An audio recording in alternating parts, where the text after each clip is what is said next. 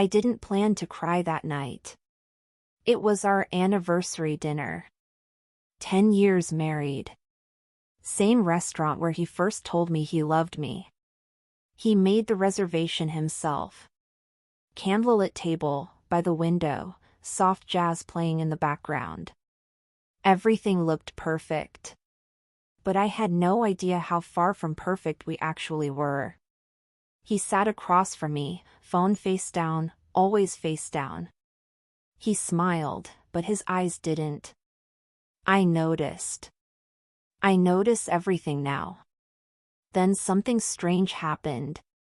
The waiter, tall, maybe in his mid-30s, polite, walked up to us with a bottle of wine and said, "Would you like the usual, Mrs. Porter?"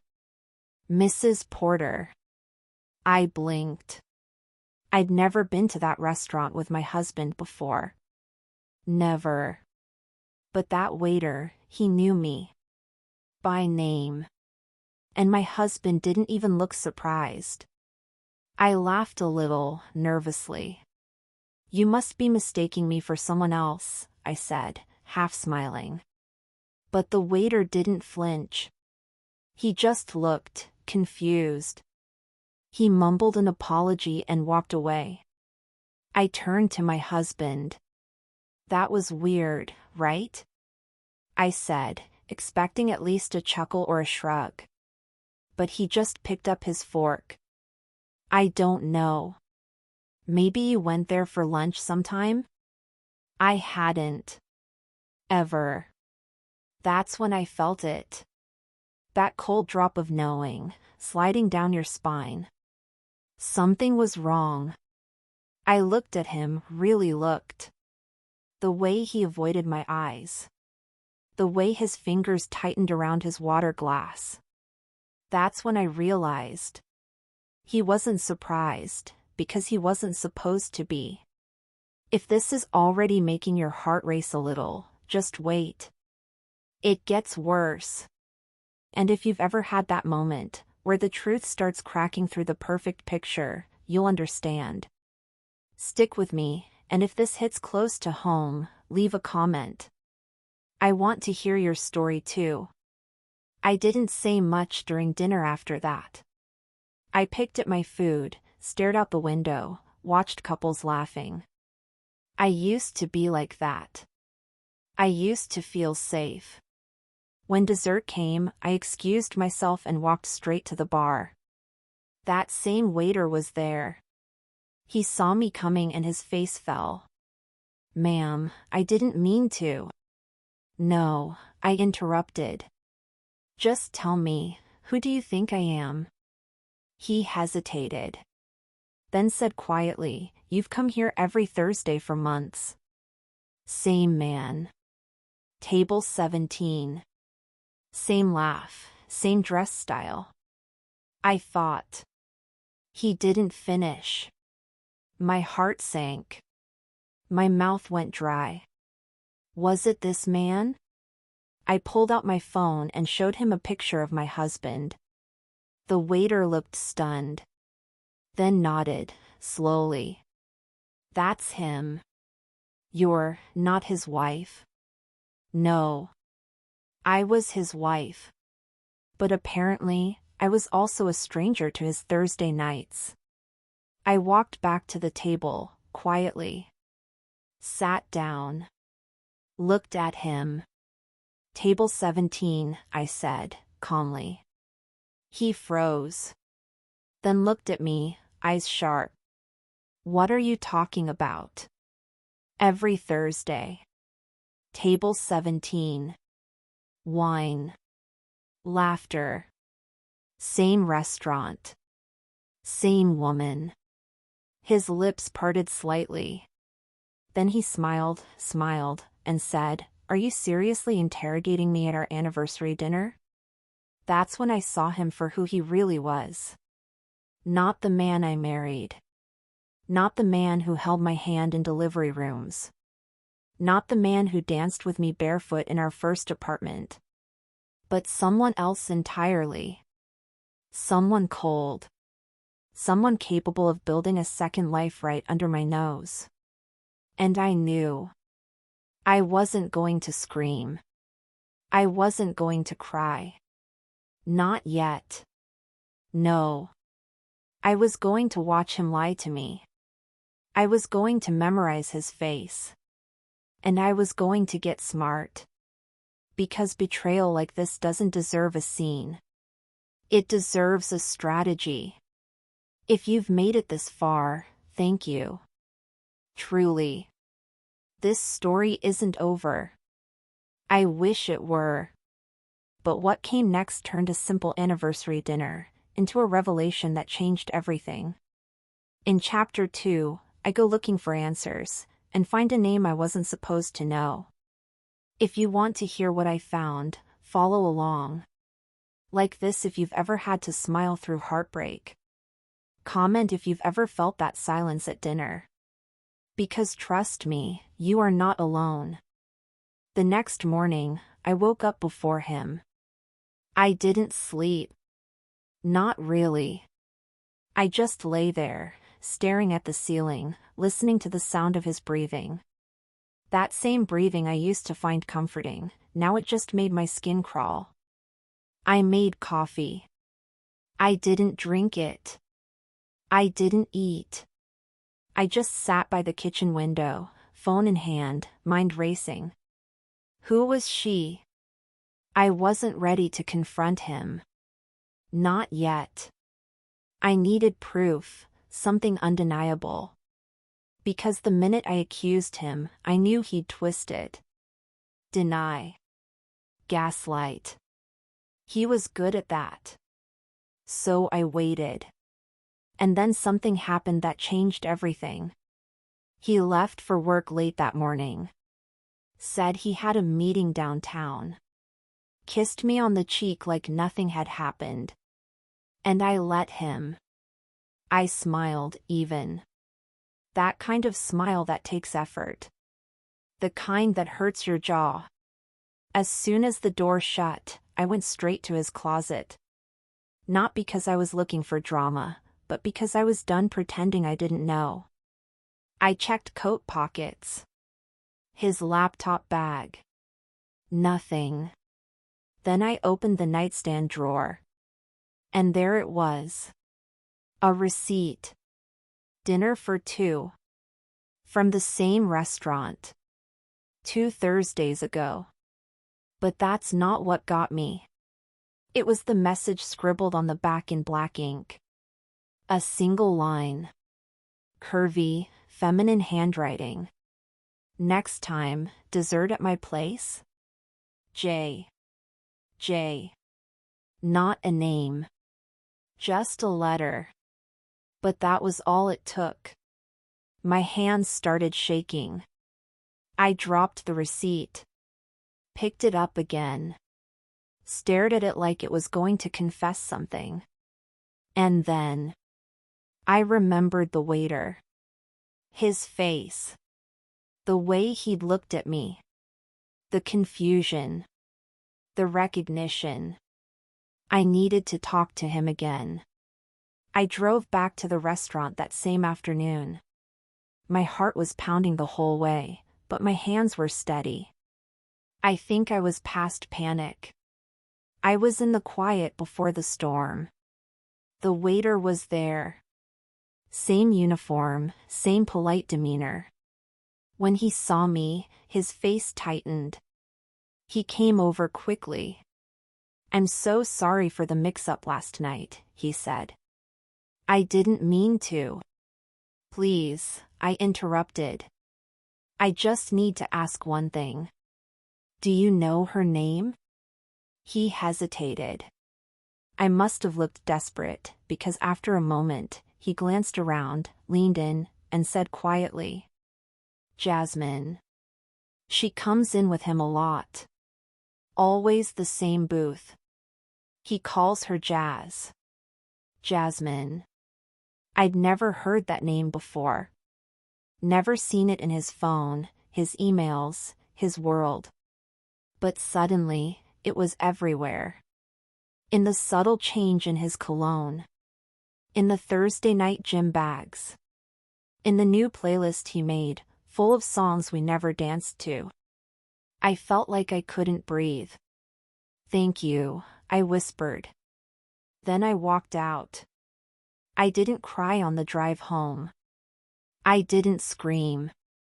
I just thought. How long had this been going on? What did she look like? Did she know about me? And then, the most haunting thought of all. Was he in love with her? That night, I didn't ask questions. I didn't search his phone. I didn't even speak. But I started writing everything down. Every Thursday. Every lie. Every missing receipt.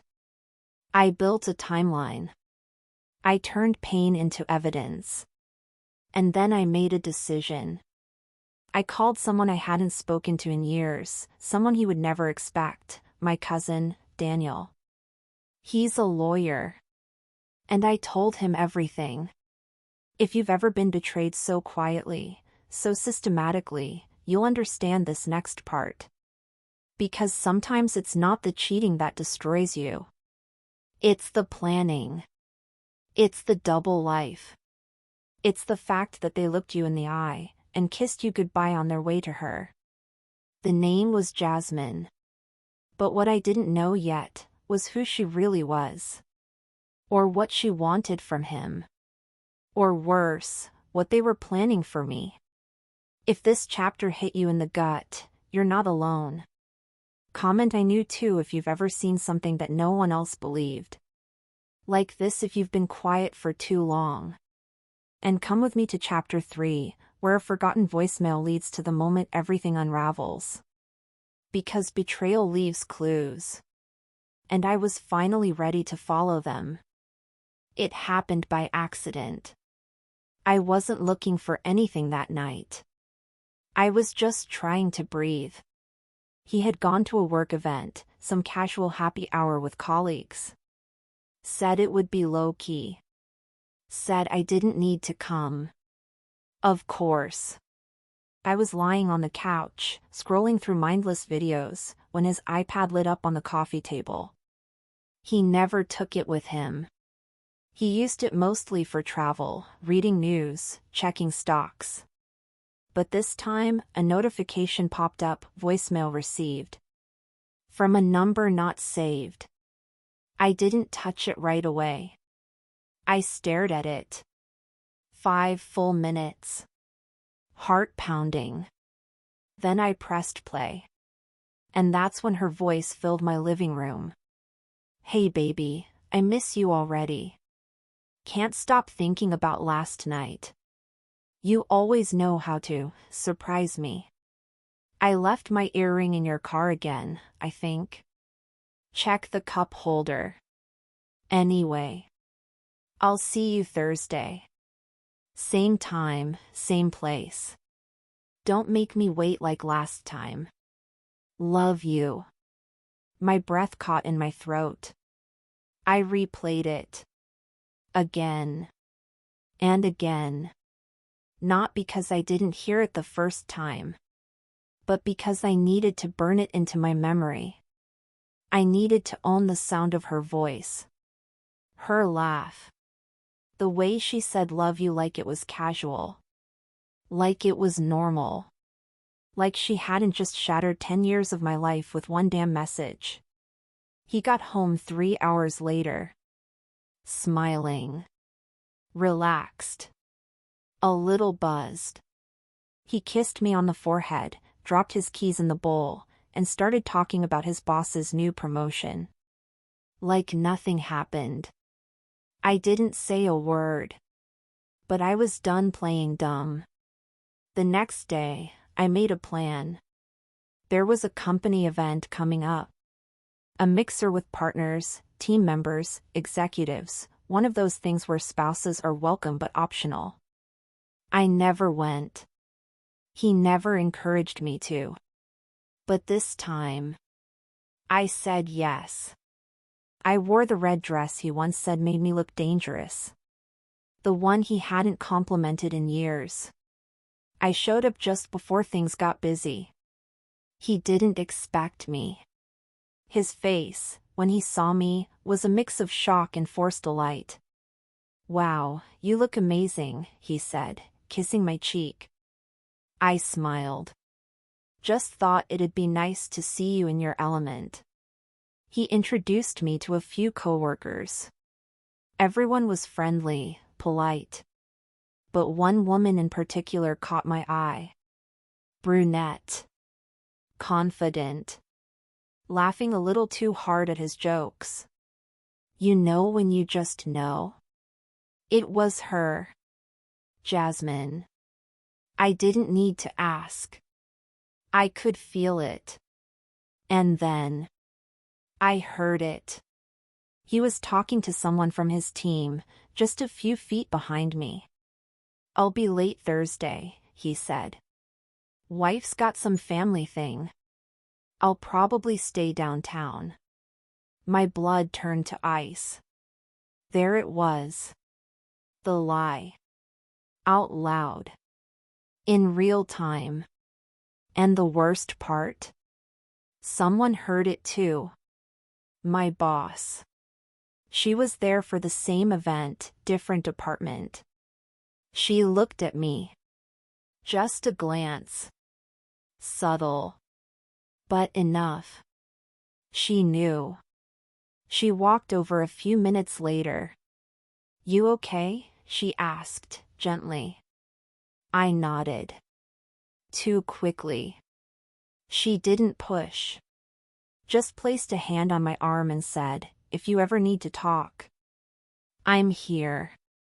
That was the first time I felt seen in weeks. We drove home in silence. He thought everything was fine. But that night, as he slept beside me, I listened to the voicemail one more time. Then I forwarded it. To my email.